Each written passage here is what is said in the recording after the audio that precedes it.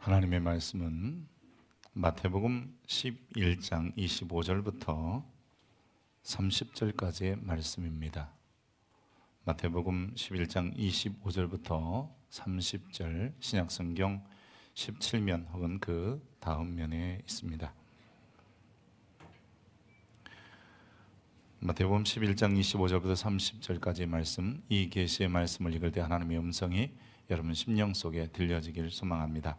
그때 예수께서 대답하여 이르시되 천지의 주제이신 아버지여, 이것을 지혜롭고 슬기 있는 자들에게는 숨기시고 어린 아이들에게는 나타내심을 감사하나이다. 옳소이다. 이렇게 된 것이 아버지의 뜻이니이다. 내 아버지께서 모든 것을 내게 주셨으니 아버지 외에는 아들을 아는 자가 없고 아들과 또 아들의 소원대로 계시를 받은 자 외에는 아버지를 아는 자가 없느니라. 수고하고 무거운 짐진 자들아, 다 내게로 오라. 내가 너희를 쉬게 하리라. 나는 마음이 온유하고 겸손하니 나의 멍에를 메고 내게 배우라. 그리하면 너희 마음이 쉼을 얻으리니 이는 내 멍에는 쉽고 내 짐은 가벼움이라 하시니라. 아멘. 이것은 하나님의 말씀입니다. 어릴 때 집안일 시키면 그게 그렇게 불편하고 힘들더라고요. 근데 이웃집 가서 친구 도와서 일하면 얼마나 마음이 편한지 몰라요. 부모님 가게에서 일하면 또 창피하기도 하고 안 하고 싶은데 친구네 집 가서 하면 그거 쉽게 잘 하더라고요. 육신의 고달픔보다는 마음으로부터 나오는 무엇 때문에 그런 것 같아요. 예수님께서 십자가를 지시기 전에 예수님이 이렇게 고백하시는 장면이 등장합니다. 이에 말씀하시되 내 마음이 매우 고민하여 죽게 되었으니, 십자가를 딱 쳐다보는 순간 그것이 얼마나 어렵고 힘들었다는 것을 아셨기에 주님이 이렇게 하시는 거예요. 나 지금 마음이 매우 고민하여 죽게 되었다. 또 다른 성경에 보면 심히 슬퍼하여 라고까지 쓰고 계십니다. 주님께서 그럼에도 불구하고 이 십자가를 기쁘고 즐거운 마음으로 결국 지시고요. 우리가 흔히 생각하는 그래요, 쉽게 가볍게 주님이 십자가를 지셨습니다. 그것은 아마 주님이 그 십자가를 통해서 사람을 살리고 모든 사람을 하나님께 이끄는 유일한 길이라는 것을 아셨기 때문이고, 그러기에 주님은 가볍고 쉽게 그 십자가를 감당하셨습니다. 세상에 오신 예수님께서 우리에게 내게로 오라 이런 말씀을 참 많이 하세요. 나를 따르라, 결국 내게로 오라는 말이고요.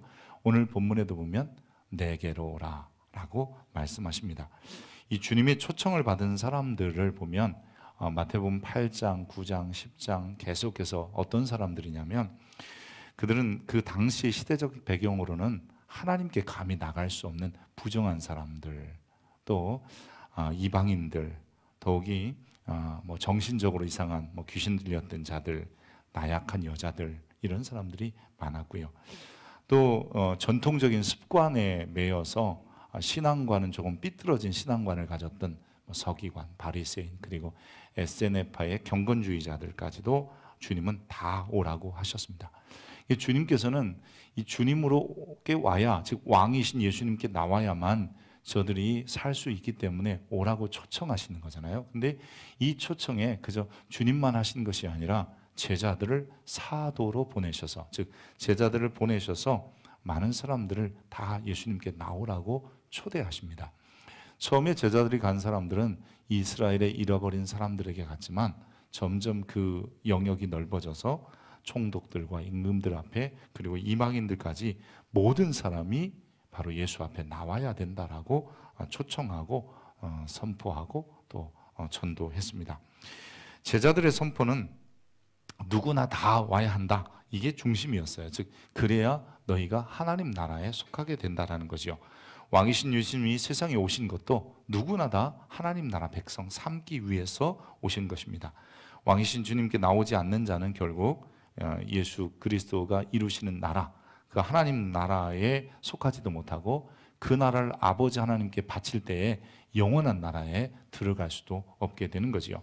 그래서 예수님은 이 땅에 수고롭고 무거운 짐을 진 인생들에게 제발 와라 라고 수없이 말씀하셨던 거죠. 제자들이 가서 하나님의 나라를 이야기하면서 그 하나님 나라의 유일한 길은 예수밖에 없다라고 하는데 많은 사람들이 그것을 쉽게 받아들이지 않아요. 이제 11장, 12장의 마태복음을 보면 이제부터 구체적으로 예수님의 왕되심을 거부하고 배척하고 비난하는 사람들이 이제 드디어 등장하고요. 12장쯤 가면 예수님을 죽이려고 하는 의논이 드디어 시작이 됩니다. 처음에는 그래도 예수님을 쫓아다니기도 하고 따라 나서기도 했는데 시간이 지나면서 그렇게 되는 거죠. 마태복음 22장에 보면 예수님께서 한 비유를 드는데 천국은 마치 어떤 임금이 아들을 위하여 혼인잔치를 준비하고 초대한 것과 같다라고 말씀하셨습니다. 이 임금은 잔치를 마련하고 임금이 초청하는 사람들이니까 당연히 귀족들이나 부유한 자나 그래도 유력한 인사들을 초대했을 것만 말입니다.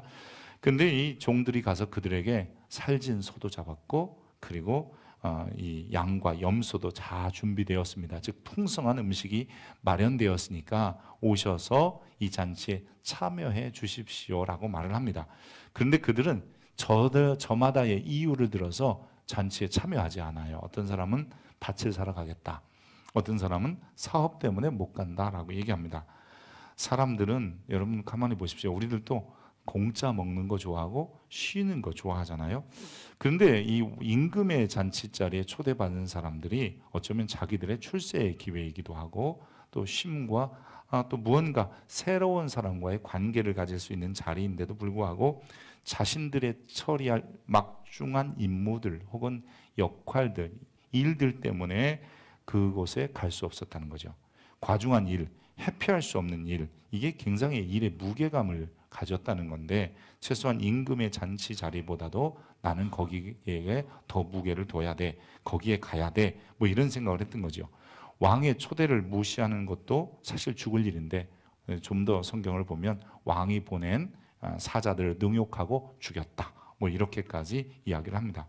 여유로운 시간이 있고 시간이 펑펑 남으면 아마 임금의 초대에 응하고 가서 아마 잔치에 참여했겠지요. 그런데 여러 가지 사업상의 계약의 문제라든지 뭐 토지 문제라든지 이런 일들 때문에 왕의 잔치에까지 갈 수 없는, 즉 여유도 없었던 것입니다. 참 인생이라고 하는 것을 가만히 돌아보면 다양한 짐들을 지고 살게 되는 것 같아요. 그 짐들을 지고 갈 때 우리는 다른 일에 신경을 못 쓰거든요. 그래서 아마 이 사업의 문제, 토지의 문제 이런 것들이 이 사람들에게 왕의 초대마저도 거부하게 되는, 즉 그것보다 이 일이 더 중요하다고 여기게 되었던 것으로 보입니다. 우리들도 살다 보면 먹고 사는 일들 때문에요, 자녀들을 돌보는 시간들을 놓치는 부모들을 많이 봐요. 그래서 정말 자녀들과 함께 해야 되는 시간에 그 자녀들과 가족들과 같은 시간을 못 보내요. 나는 얘 말은 다 이렇게 하죠. 다 너희 때문에 일하니라고, 먹고 살라고, 돈 벌어오니라고 그랬다고 하지만 자녀들은 부모의 빈자리를 보게 되는 것이죠. 사업상 늦은 기간을 통해서 가족들과 한 번도 시간을 못 보냈다라고 하는 것은 이미 나는 가족이라는 것을 사업 때문에 잃어버리고 있는 거죠. 인생의 분주함 때문에 결국 하나님도 못 만나는 사람이 굉장히 많아요. 너무 일이 바빠요. 25시간도 모자란다고 하시는 분들이 종종 있습니다. 심지어 신앙인들도요, 교회는 다니고 있는데 하나님과 나와의 어떤 추억이 없는 거예요. 내가 하나님과 나와의 어떤 그 만남의 시간이 있고 내가 그분을 위하여 헌신해보고 이런 추억이 없어서 결국은 우리도 뭔가 잃어버린, 그 열심히는 살았고 분주하게 살았는데 왜 그랬는지 모르겠다 하는 경우가 종종 있습니다. 오늘 우리가 읽은 말씀 중에 여러분 눈에 제일 많이 들어오고 확실히 들어왔던 말씀은 아마 이걸 거예요. 수고하고 무거운 짐진 자들아 다 내게로 오라. 내가 너희를 쉬게 하리라. 뭔가 이 말씀을 들으면 우리도 나도 좀 쉬었으면 좋겠다. 근데 내가 왜냐하면 수고하고 무거운 짐을 지고 있기 때문입니다. 근데 여기서 이 수고로운 짐이라고 하는 것은요, 이 원어적인 의미로 보면 인생에서 벗을 수 없는 짐이라는 뜻이에요. 내가 인생을 살면서, 내가 세상에 살면서, 육신을 가지고 살면서 도저히 벗어버릴 수 없는, 그래서 항상 지고 가야 되는 필연적인 짐을 얘기하는 거죠. 수고롭다는 말, 또 다른 말로 말하면 녹초가 된다, 이런 뜻이에요. 그러니까 우리는 인생의 수고로움, 어쩌면 녹초가 될 정도로 과중한 업무, 버거운 의무들이 우리에게 주어지기도 합니다. 장남이니까, 장녀니까, 혹은 뭐 책임져야 될 가정사, 뭐 친정도 있고, 뭐 때로는 시댁도 있고, 또 처가도 있고, 번가도 있고, 아무리 돌아봐도 나를 도울 수 있는 내 주변에 사람이 없어 내가 이 녹초가 될 정도로 지칠 정도로 그 짐을 지고 가야 되는 것이 수고로운 짐입니다. 또 다음에는 무거운 짐도 있는데요. 이 무거운 짐은 이런 의미더라고요. 원어의 의미들을 보면 너무 많이 짐을 실었다, 즉 과적했다라는 의미를 가지고 있어요. 그래서 우리도 살다 보면 내가 감당할 수 없을 만큼의 큰 일들이 내게 겹쳐오기도 해요. 겨울이 되면 한자 사자성어 중에 설상가상이라는 말을 많이 씁니다. 눈 온데 서리까지 와서 아주 얼고 빙판이 되었다라는 거죠. 우리 인생이 한 고비를 넘겨서 좀 여유가 있다가 또 한 고비가 오면 그 고비를 넘어가면 누구나 갈 수 있을 텐데, 우리가 흔히 말하는 산 넘어 산인 거예요. 한 고비 넘어갔다 해서 그저 한숨을 돌리기도 전에 또 한 산이 오게 되는 거잖아요. 왜 나만 이렇게 큰 짐을 져야 되는가? 왜 나만 이런 고난을 겪어야 되는가? 이런 세상에 왜 하나님이 나를 보내셨는가? 이런 이야기를 수없이 하면서 우리는 우리가 지고 가는 그 짐의 무게에 결국은 넘어지고 쓰러지기도 하고요. 도저히 이것을 감당해낼 수 없는 버거움 때문에 우리 마음속에 뭔가 이상한 생각도 자꾸 들어오게 되는 겁니다. 저와 여러분도 역시 마찬가지일 것 같아요. 때로는 가정에서 가장의 짐들이요, 정말 나를 녹초되게 하고 또는 그게 너무 큰 부담으로 오게도 해요. 가장뿐만 아니에요. 남편으로서의 짐, 아내로서의 짐이 그럴 때도 있고요. 때로는 자녀로서의 짐도 이럴 때가 있다는 거예요. 이런 버거운 짐, 무거운 짐 벗어낼 수도 없고, 그리고 나에게 너무 과중한 짐들을 지어갈 때, 심지어 그것은 직장에서도 그럴 수도 있고요. 내가 사는 사람과의 관계 속에서도 이어질 수 있는데, 이럴 때 사람들은 어떠한 선택을 하게 됩니다. 2023년 한 해에 우리 보건복지부 통계를 제가 봤는데요. 23년 한 해 동안 자살을 생각해 본 사람들, 자살한 사람이 아니라 막 죽어봐라, 죽어버릴까? 이렇게 생각하는 사람들의 수가요, 얼마나 되느냐? 저도 깜짝 놀랐어요. 전체 인구의 14.7%예요. 그 5천만 명이면 750만 명이 힘들다, 죽고 싶다, 이런 생각을 해봤다는 거죠. 저와 여러분 중에도 우리도 흔히 죽고 싶어, 이런 말을 나도 모르게 툭 뱉잖아요. 이런 어떤 자살 충동을 실제로 받았던 사람들이 15%, 750만 명이에요. 5천만 명이면. 그러니까 결코 적은 숫자가 아닌 거잖아요. 그럼 왜 그렇게 죽고 싶었느냐라고 하는 이유를 물으면 경제적인 어려움이 제일 많았고요. 그 다음에 가정생활의 어려움, 세 번째로 정서적, 마음이 힘들다, 그래서 죽고 싶은 사람들이 있었다. 최소한 이 마음이 힘들다도요 20%나 되더라고요. 자살을 생각하게 된 이유는 다 어렵기 때문이에요. 경제적이든 가정이든 마음이든 이런 어려우니까 자기가 스스로 풀지 못해서 도망도 가보고 싶고, 이 도망해도 안 풀린다는 걸 알아요. 도망해서 벗어날 수 없다는 걸 알아요. 그러니까 죽고 싶은 거잖아요. 자기가 스스로 풀 수 없을 정도의 과부하가, 용량 초과가 내 안팎에 걸리는 거예요. 그래서 이 수고하고 무거운 짐 벗어날 수도 없고, 그리고 계속해서 중첩되는 짐들, 장애인이라서, 다문화 가정이라서, 질병 때문에, 사회적인 불편한 시선 때문에, 그리고 자신들이 지켜온 이 자존심에 금이 가기 시작하면서 마음대로 되지 않는 세상 가운데서 우리들이 쉽게 벗어나지 못해서 생각하는 게 극단적인 선택이죠. 물론 이것뿐만 아니라 그래서 도망도 가고 떠나도 보고 그런 것 아니겠어요? 다퉈도 보고 싸워도 보고. 이런 사람에게 주님이 이런 말씀을 하신 적이 있어요. 사람이 만일 온 천하를 얻고도 제 목숨을 잃으면 무엇이 유익하리요? 사람이 무엇을 주고 제 목숨과 바꾸겠느냐. 천하를 얻고도 제 목숨을 잃으면 무엇이 유익하냐라고 하시죠. 물론 이 앞뒤 문맥을 보면 주님을 만나지 못하고 죽은 이들이 불쌍하다 이런 이야기를 하시는 건데, 어쨌든 간에 우리는 내 목숨을 내려놓고면까지 하는 이 무겁고 수고로운 짐이 실제로 우리에게 있다는 겁니다. 그런 이들에게 주님이 오늘 이렇게 말씀하시는 거예요. 수고하고 무거운 짐진 자들아, 내게로 와보지 않겠냐? 한 신앙인이 주일 오후만 되면 전도지 몇 장을 가지고 평상시에 전도할 수 없으니까 이렇게 전도지 나눠주는 것을 하곤 했답니다. 그렇게 전도하던 중에 요즘 초겨울쯤 돼서 춥기도 하고 비도 부슬부슬 내려서 더욱이 몸도 으실으실해서 오늘은 좀 쉬어야 되겠다 이런 생각을 하고 집에 와서 누웠습니다. 그랬더니 늘 아빠가 전도하는 것을 봤던 초등학생이, 아들이 와서 뭐라냐면 아빠 전도 안 나가? 이렇게 묻는 거예요. 아빠가 아빠 오늘 몸이 너무 아프고 해서 오늘은 가기 싫어, 좀 쉴래. 그랬더니 이 아이가 뭐라냐면 아빠 비 오고 추운 날은 하나님이 전도하는 것 안 좋아해? 묻는 겁니다.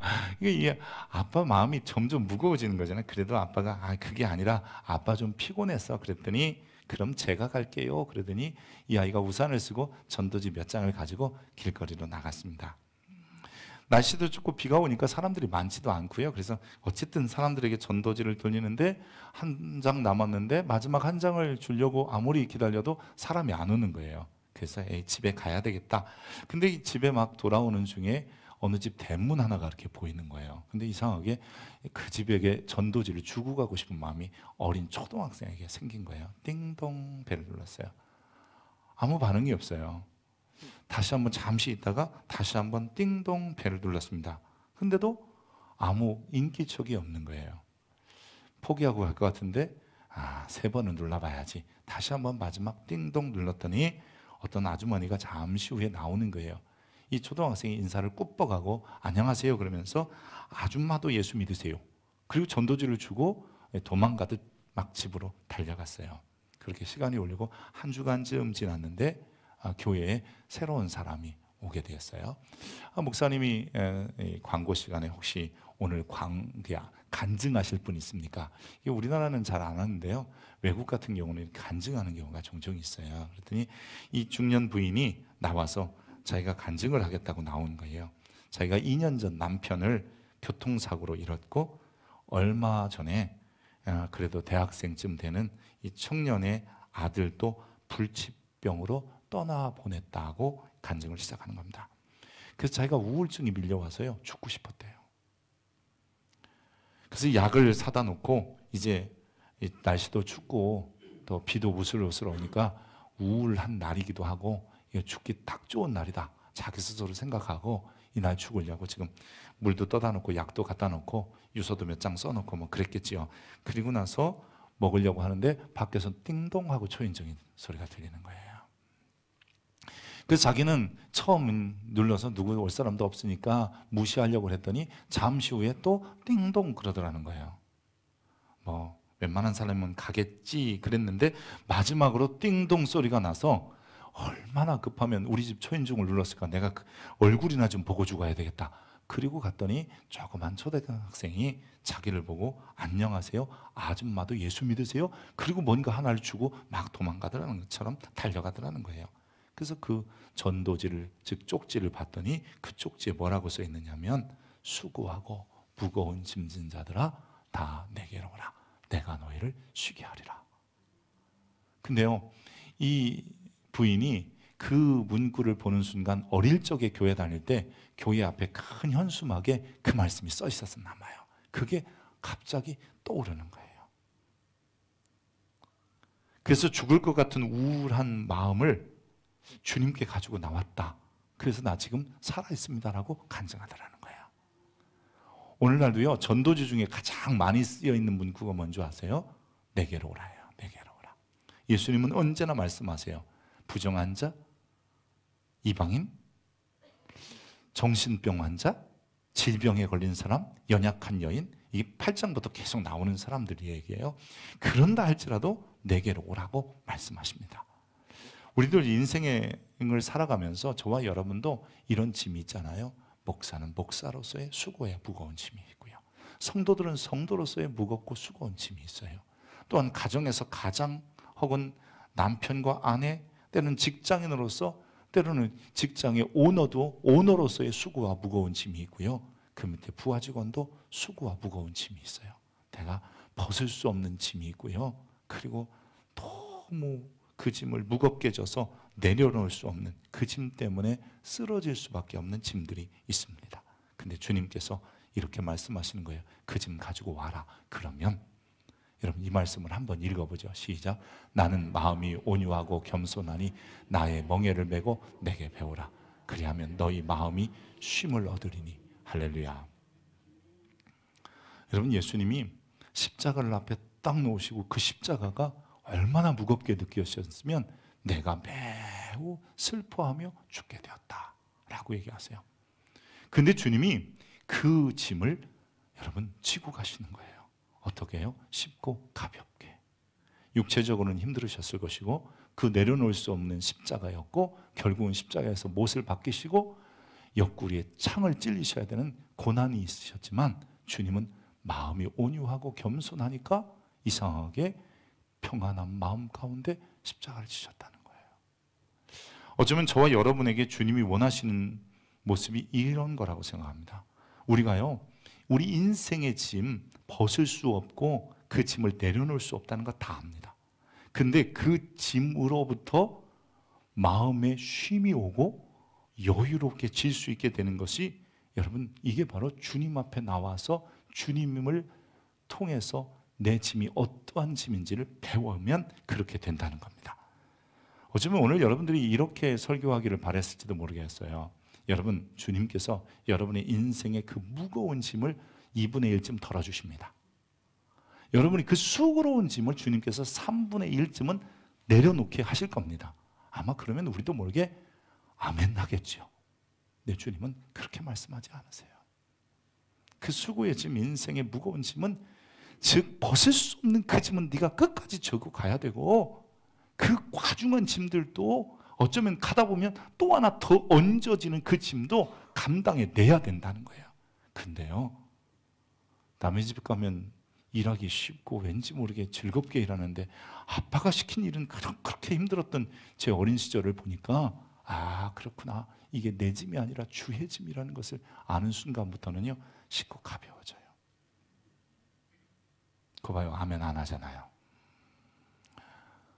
여러분 예수님이 십자가를 지시는 것 자체가 엄청 어려운 사건이었을 거예요. 그런데 이것만이 인류를 구원하고 이것만이 하나님의 사랑을 이 땅에 성취하는 것이라고 믿으셨기에 그는 여러분 십자가가 가벼워진 게 아니에요. 마음이 가벼워진 거예요. 여러분의 인생의 짐들이 얼마나 무겁고 얼마나 힘이 듭니까? 누구 하나 알아주지도 않고 함께 나눠지지도 않는 경우가 너무나 많아요. 손을 벌려도 손 잡아줄 사람도 없는 거예요. 근데 주님께서 이렇게 말씀하십니다. 그거 내 안에 내게 와봐라. 그 순간부터 짐의 무게가 달라지고 강도가 달라진다는 거예요. 여러분 우리는 기적 중에 기적이 이런 거라고 하는 거예요. 할렐루야. 여러분 유대인들은 과연 이 수고하고 무거운 짐을 뭐라고 했을까요? 라고 보니까 유대인들은요 이 수고하고 무거운 짐을 이 율법을 지고 사는 삶이라고 생각했습니다. 유대인들은 13살 정도가 되면 미tz바, 성인식을 합니다. 이 성인식을 할 때 큰 토라의 이 두루마리를 들고 가서 앞으로 이 토라대로 살겠습니다. 이 율법대로 살겠습니다. 라는 고백을 하고요. 심지어 이렇게 고백해요. 나는 이제부터 율법을 내 어깨에 짊어지고 세상을 살겠습니다.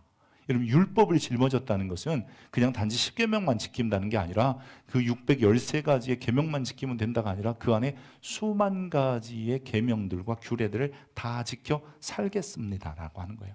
그러다 보니까 너무 계명들이 많아서 어릴 때부터 배우지 않으면 안 되잖아요. 그래서 어쩔 때는 그 짐들이 즉 그 율법이 신앙의 짐이 되고 버겁게 되는 거예요.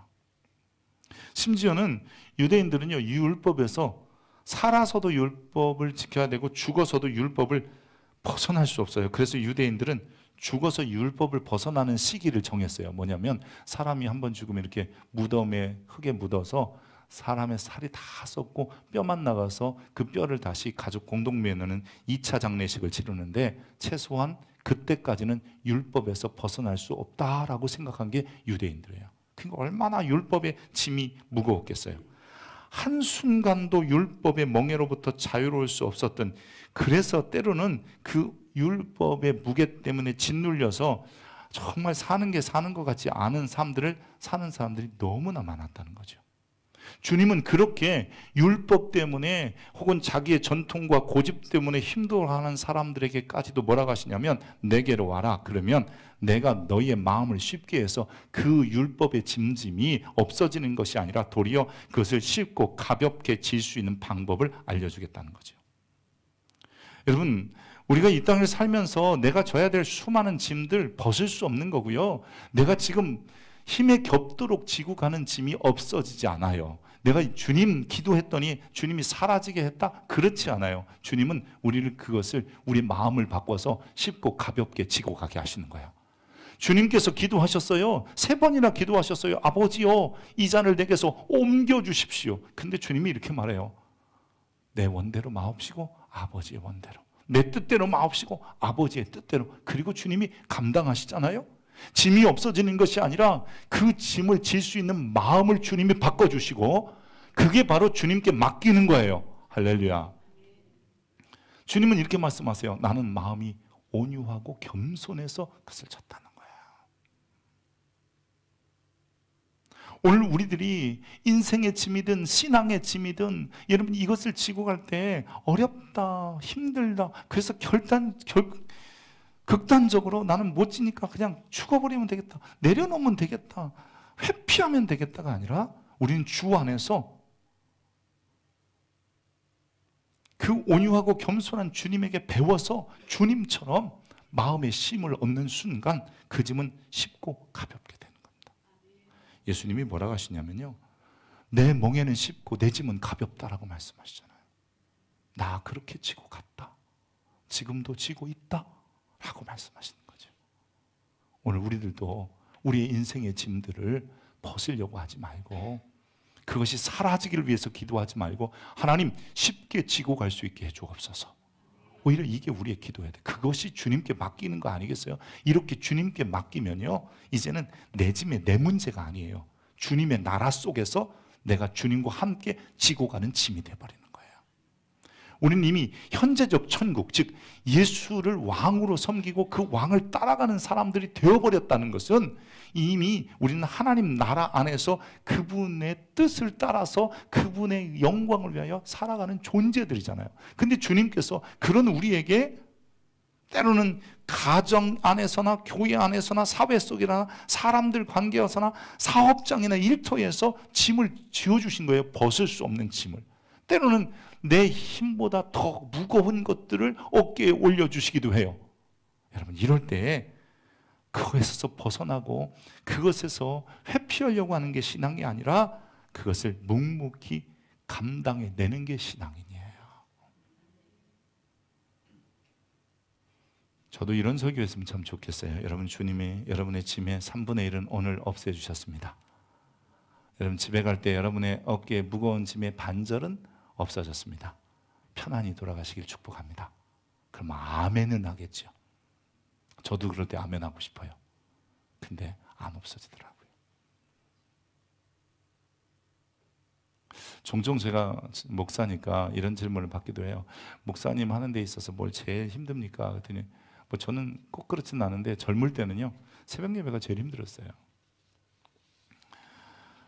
새벽 예배 시간만 되면 밤에는 이렇게 잠이 안 오고 그때만 꼭 잠이 오잖아요. 그게 제 짐이더라고요. 그래서 제가 기도를 했어요. 하나님, 이 짐을 없애주십시오. 여전히 요즘도 새벽 기도합니다.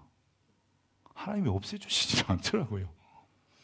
가끔 좀 누구에게 이렇게 맡겨보려고 해도 마음이 편치를 않아요. 철탈을 하거나 이럴 때는 그러니까 괜찮은데 집에 있으면서 내가 새벽 예배 안 나가고 누구한테 맡긴다, 이거는 하나님께 죄송한 건 아니에요. 뭐 그럴 수도 있으니까 우리도 가끔. 그럼 여러분 만약에 이게 하나님께 죄송하면 교회 새벽 예배 안 나오는 사람 다 정죄하는 거잖아요. 그러니까 여러분 그거에 자유하십시오. 근데 성도들한테도 미안하고 내 스스로도 그건 내가 벗을 수 있는 짐이 아니다라는 생각이 들더라고요. 기억해 보세요. 목사의 이야기는 했죠. 여러분 사업장의 오너들을 보십시오. 연말이 되면 월급도 줘야 되고 보너스도 좀 줘야 되는데 지금 상황이 아닌데 이럴 때 얼마나 부담이 되겠습니까? 기도하면 사원들이 우리는 보너스 없어도 됩니다. 또 내년에는 임금을 삭감해 주셔도 됩니다. 이런 얘기 안 한단 말이에요. 주님이 우리에게 말씀하십니다. 그렇게 어려운 짐을 지고 거기에 신앙의 짐까지 졌냐? 내게 와서 봐봐라. 내가 십자가를 진 것 같은 마음을, 온유하고 겸손한 마음을 좀 가져봐라. 그러면 그 짐이 네 짐이 아니라 내가 너에게 잠시 맡긴 짐이고 나와 함께 지고 가는 짐이 된다라고 하시는 겁니다. 오늘 본문 25절부터 보면요, 예수님께서 갑자기 이렇게 기도하세요. 그때에 예수께서 대답하여 이르시되 천지의 주제이신 아버지여, 이것을 지혜롭고 슬기 있는 자에게는 숨기시고 어린 아이들에게 나타나심을 감사합니다 라고 이야기를 하십니다. 왜 주님이 갑자기 이렇게 말씀하셨을까라고 하는 것을 생각해 보니까, 여러분 이 어린 아이들에게, 즉 어린 아이들이 쉽고 가볍게 짐을 지고 가는 방법을 안다는 거예요. 혹시 여러분 등산하시다 보면요, 조그만 아이들이 높은 산에 올라오는 거 가끔 보셨습니까? 여러분 아이고 착하다, 참 대단하다 그럴지 모르는데요, 60 먹으신 분과 70 먹으신 분은 가다가 허리가 아프고 50 드신 분도 무릎이 아픈데 아이들은 그 다음날 거뜬하게 일어납니다. 왜요? 유연해서 그렇대요. 저도 애들이 굉장히 힘들 줄 알았는데 애들이 해내더라고요. 근데 성경에서 마태복음은요, 어린 아이에 관한 이야기를 이제 이후에 12장부터 몇 번 더 등장하는데 13장, 18장 계속해서 등장하는데 어린아이는 항상 제자들과 같은 의미로 사용합니다. 마태복음에서만큼은. 그러니까 즉 어린아이가 누구냐면 마음 편하게 천국을 받드는 사람, 그리고 자기를 낮추는 사람, 그리고 이 천국에 대한 소망을 가진 사람, 뭐 이런 사람들이 바로 어린아이라고 표현하는데, 주님께서는 이렇게 해요. 자기 지혜와 자기 슬기로움으로 짐을 지고 가는 사람들은 결코 쉽고 가볍지 못하다는 거예요. 근데 내가 지금 지는 짐을 어린아이니까 아버지에게 맡기고 하나님께 맡기고 그리고 주님 앞에서 살아가려고 하는 사람들은, 그 사람들은 쉽고 가볍게 지고 갈 수 있다는 거예요. 여러분 우리의 짐이 없어지는 게 아니에요. 우리 짐이 사라지는 게 아니에요. 다만 주님께 맡기고 아빠 어떻게 하지 하면 손잡아서 내 책가방에 무게를 줄여주고 괜찮아 괜찮아 격려하는 소리에 신이 나서 아이들이 콧노래를 부르면서 자기 짐을 지고 가는 것처럼 주님이 그렇게 하신다고 말씀하시는 거예요. 이제 우리의 인생의 짐은 벗을 수도 없고 그 과중한 짐을 내려놓을 수도 없는 것이며 신앙의 짐까지 곁들여졌을 때 얼마나 아프겠어요. 근데 주님께서는 우리가 가는 길에 그것이 하나님 나라 안에서 사는 것이라면 네 짐이 아니라 내가 너에게 잠시 맡긴 짐이고 내가 너를 치어러, 즉 격려해 줄 것이며 또 내가 너와 함께 할 거니 내 손 잡고 그거 지고 가지 않겠냐? 그러면 마음으로부터 쉼이 오고 마음으로부터 야 이거 별거 아니라 이런 생각이 드는 순간 쉽고 가벼워진다고 말씀하시는 겁니다. 하늘과 땅의 모든 권세를 가지신 내 아버지께서 모든 것을 내게 주셨으니 네가 지고 있는 짐 내 거지고 네가 지금 그 감당할 수 없고 버거운 짐은 바로 내가 너에게 맡긴 거다라고 주님이 말씀하고 계시는 소리를 들어야 되는 겁니다. 이제 우리는 왕을 따라가는 사람들이잖아요. 왕의 나라에 속한 사람들이잖아요. 이 현재적 천국을 누리는 사람이잖아요. 주 앞에 가는 날까지 여러분에게 있는, 그게 인생의 짐이든 가정의 짐이든 교회의 짐이든 아니면 사업장의 짐이든 사람들과의 짐이든 그게 어떤 짐이든지 간에 주님 나라에서 내가 마땅히 져야 될 짐임을 알고 감당해내면 어느 순간 참 가볍다, 참 쉽다 하는 생각이 우리 입으로부터 나오게 될 것이며, 그래서 짐지는 것도 감사합니다가 될 겁니다. 그렇게 되기를 축복합니다.